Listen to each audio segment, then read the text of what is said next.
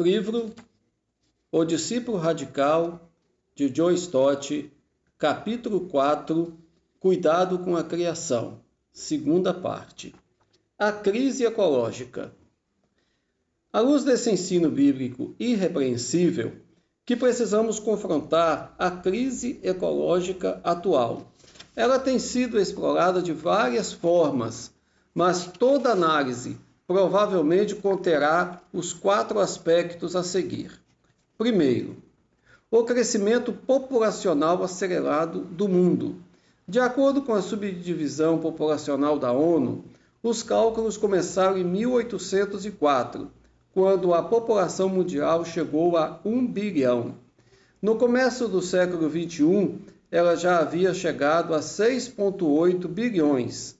E estima-se que, em meados do mesmo século, terá alcançado a incrível marca de 9,5 bilhões. Como é difícil nos lembrar de estatísticas, um simples mnemônico pode ajudar. Passado, em 1804, 1 bilhão. Presente, no ano 2000, 6,8 bilhões. Futuro, ano 2050, 9,5 bilhões. Como será possível alimentar tantas pessoas, especialmente quando cerca de 1/5 delas não possui condições básicas de sobrevivência? Segundo, a depressão dos recursos da terra. Foi E.F. Schumacher que, em seu conhecido livro O Negócio é Ser Pequeno, chamou a atenção do mundo para a diferença entre patrimônio e renda. Por exemplo, combustíveis fósseis são patrimônio. Uma vez consumido, não pode ser reposto. Os apavorantes processos de desflorestamento e desertificação são exemplos do mesmo princípio. E também a degradação ou poluição do plâncton dos oceanos, da superfície verde da Terra, das espécies vivas e dos habitats dos quais elas dependem para ter ar e água puros. Terceiro, o descarte do lixo. Uma população em crescimento traz consigo um problema em crescimento, quando se trata de descartar de forma segura os subprodutos da fabricação, do empacotamento e do consumo. No Reino Unido, a cada 3 meses, uma pessoa comum produz o equivalente ao seu próprio peso em lixo. Em 1994, um relatório intitulado Desenvolvimento Sustentável, a Estratégia do Reino Unido, recomendava uma hierarquia de gerenciamento do lixo, dividida em 4 etapas, no esforço para conter esse problema que se torna cada vez maior. Quarto, a mudança climática. De todas as ameaças globais que o nosso planeta enfrenta, essa é a mais séria. A radiação ultravioleta na atmosfera nos protege. E se o ozônio for deteriorado, somos expostos ao câncer de pele e a distúrbios em nosso sistema imunológico. Assim, quando em 1983 um enorme buraco na camada de ozônio apareceu sobre a região antártica e os países vizinhos, houve um enorme alarme público. Poucos anos mais tarde, um buraco semelhante apareceu sobre o hemisfério norte. Na época, reconheceu-se que a deterioração do ozônio era causada pelo clorofluorcarbono, CFC, os compostos químicos utilizados em aparelhos de ar-condicionado, refrigeradores e propulsores. O Protocolo de Montreal convocou as nações a reduzirem pela metade a emissão de CFC até 1997. A mudança climática não é um problema isolado. O calor da superfície da Terra, essencial para a sobrevivência do planeta, é mantido por uma combinação da radiação do Sol e da radiação infravermelha que ele emite no espaço. É o chamado efeito estufa.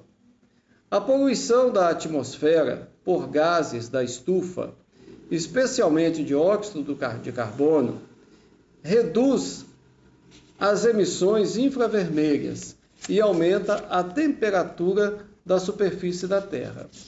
Esse é o fantasma do aquecimento global, que pode ter consequências desastrosas na configuração geográfica do mundo e nos padrões do clima.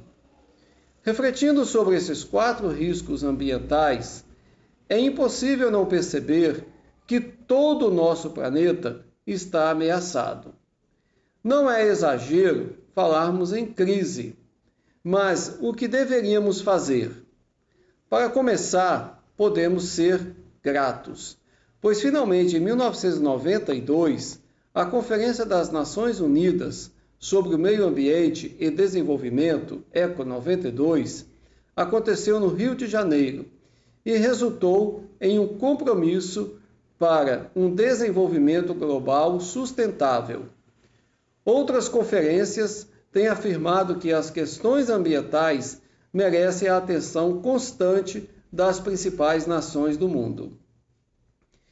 E lado a lado com essas conferências oficiais, várias ONGs têm surgido. Mencionarei apenas as 2 organizações explicitamente cristãs que mais se sobressaem, a Terfund e a Rocha, e recentemente celebraram aniversários de 40 e 25 anos, respectivamente.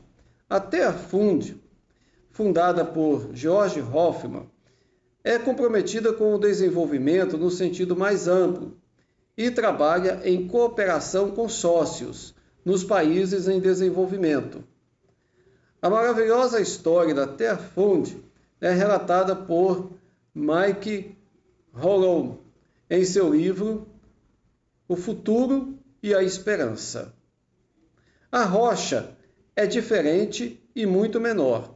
Foi fundada em 1983 por Peter Harris, que documentou seu crescimento em 2 livros. A Rocha, uma comunidade evangélica lutando pela conservação do meio ambiente, relatando os 10 primeiros anos.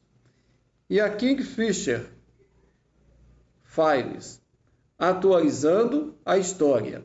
Seu contínuo desenvolvimento é notável e atualmente ela atua em 18 países, estabelecendo centros de estudo de campo em todos os continentes. É muito bom dar suporte a ONGs ambientais cristãs, mas quais são as nossas responsabilidades individuais? E o que o discípulo radical pode fazer para cuidar da criação? Deixarei que Chris White responda. Ele sonha com uma multidão de cristãos que se importam com a criação e levam a sua responsabilidade ambiental a sério. Eles escolhem formas sustentáveis de energia quando é viável, desligam aparelhos em desuso, sempre que possível compram alimentos, mercadorias e serviços de empresas que tenham diretrizes ambientais e eticamente saudáveis. Eles se alinham a grupos de conservação, evitam o consumo demasiado e o desperdício desnecessário e reciclam o máximo possível. Chris deseja também ver um número crescente de cristãos incluindo o cuidado da criação em seu entendimento bíblico da missão. No passado, os cristãos eram indistintamente interessados nas grandes e urgentes questões de cada geração. Isso inclui os males causados por doenças, ignorância, escravidão e muitas outras formas de brutalidade e exploração. Os cristãos têm defendido a causa das viúvas, dos órfãos, dos refugiados, dos prisioneiros, dos doentes mentais, dos famintos e, mais recentemente, tem aumentado o número daqueles comprometidos em fazer da pobreza um passado.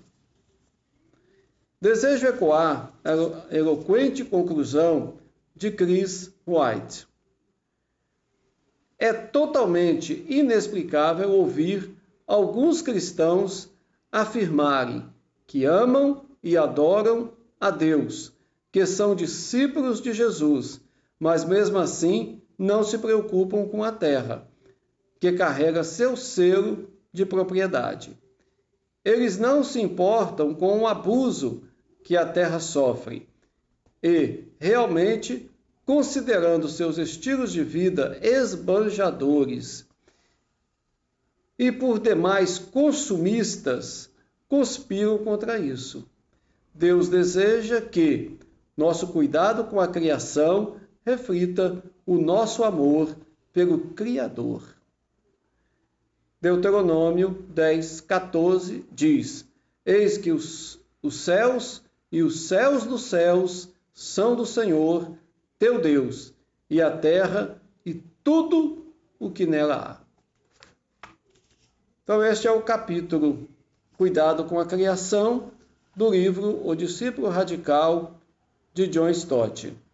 No próximo vídeo, faremos um comentário deste capítulo. Deus abençoe a todos. Até o próximo.